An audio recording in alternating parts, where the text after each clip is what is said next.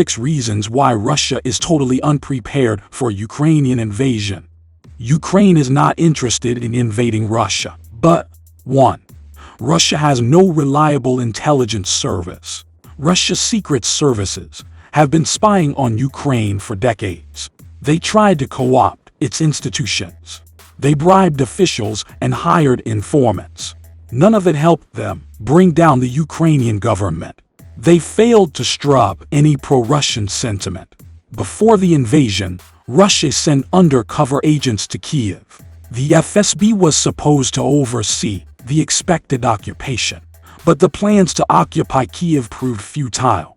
There are 2 possible reasons behind this. One is that the FSB failed to grasp how fiercely Ukraine would resist. Another is that they did realize, but never reported it to Putin. Either way, Putin can't trust his own spies. 2. Russia is apparently defenseless against drone strikes. The 2 Russian airfields were attacked by drones on December 5, 2022. One of them is in Ryazan. It's only a few hours' drive from Moscow. It's also home to strategic bombers. At present, they are armed with conventional cruise missiles. They are constantly used to target Ukrainian infrastructure. Ukraine hasn't claimed responsibility for the attacks. It's unclear how they were carried out or what drones were used. But one senior Ukrainian official said, "The Russians sowed the seeds of anger, and they'll reap the whirlwind." If their air defenses can't even protect a strategic airfield, that's bad news for Moscow. 3. Russia has lost its crack troops. Since February 24th, Russia has lost almost 100,000 troops. No casualty figures have been officially reported since March.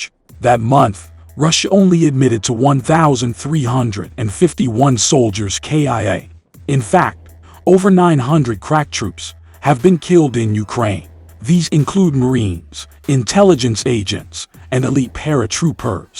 Russia has lost more than 70 combat pilots. It takes 17 years and $14 million to train one. Several generals and many officers have also been killed.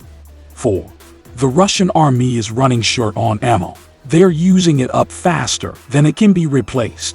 The number of precision-guided missiles is almost down to 0. The Russians have been forced to resort to Soviet-era missiles. They are neither accurate nor reliable.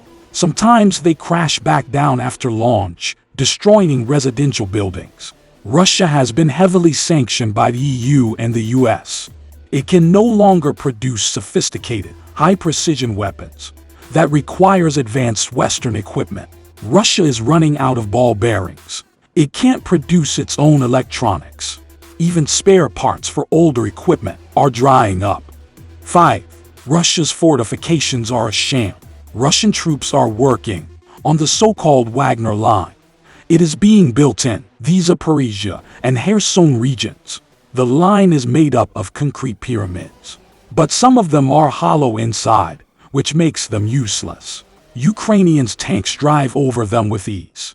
A similar line in Belgorod, Russia, has simply crumbled apart. Erected in October, it turned out to be vulnerable to frost.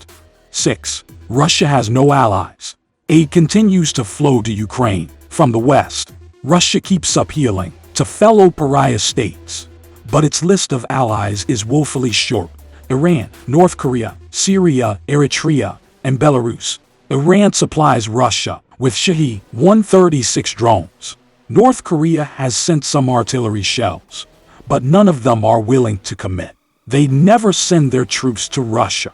Eritrea, Belarus, and Syria don't really have anything to offer. Russia is now at the mercy of the Ukrainians.